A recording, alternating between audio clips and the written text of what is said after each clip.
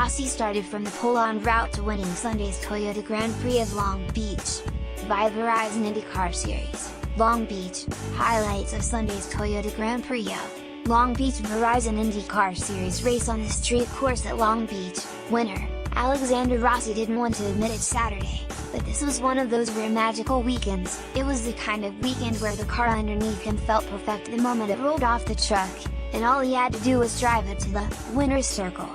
Of course, this is Verizon IndyCar Series racing where anything can happen, so that was no easy task, but Rossi made it look that way Sunday on the streets of Long Beach.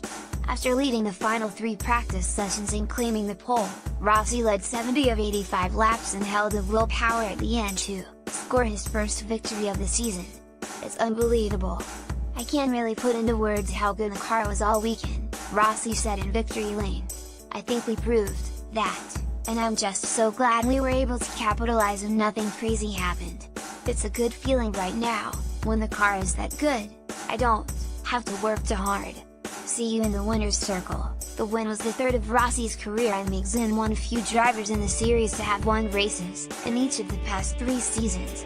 Rossi now has wins on the Superspeedway, Indianapolis, a road course, Watkins Glen, and a street course, Long Beach.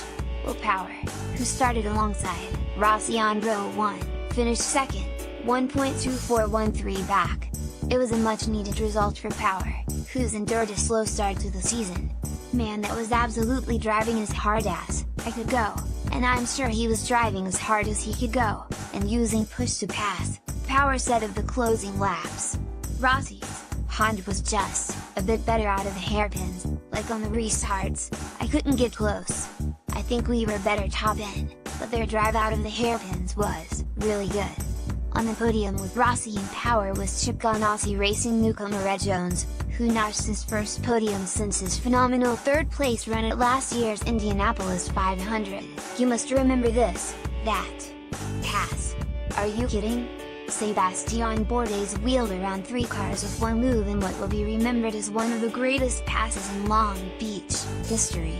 Unfortunately, the pass wasn't totally clean, as he was later, rightly, penalized by IndyCar race control for using some of the pit lane to set up the maneuver. Still, even with the asterisk next to it, it was the most unforgettable moment of the day. Drive another day, boy, it's been a rough start to the season for Simon Pagenaud. The 2016 champion didn't have the speed at St. Petersburg, slipped in the pits at Phoenix and on Sunday got taken out by circumstances totally outside of his control. Pagenaud didn't even last a lap, as Graham Rahal rear-ended him heading into turn 1 and sent him spinning out of control. The hit effectively ended the Frenchman's day, and though Rahal was penalized for avoidable contact, that was of the little solace to Pagenaud, who plummets down the championship standings. Sunday was the first time Pagenaud hasn't finished a race on the lead lap since 2016 at Pocono. Quote on the weekend, I was just asking Rossi, how the heck he went so fast? Will Power, the Team Penske star, made that quip following Rossi's dominating qualifying performance, and it's a question that you can bet every team in the paddock was asking themselves following Rossi's incredible weekend. Rossi and the number 27 Andretti Autosport crew were dominant from the moment the car rolled off the truck and left California with a very satisfying victory. Championship update: Rossi is the only driver in the field to go 3 for 3 on podiums this season, so he sits well above the rest of the field with 126 points. Joseph Newgarden, who finished 7th on Sunday, is 2nd, with 104 points. Graham Rahal, who came home 5th, is in 3rd with 93 points.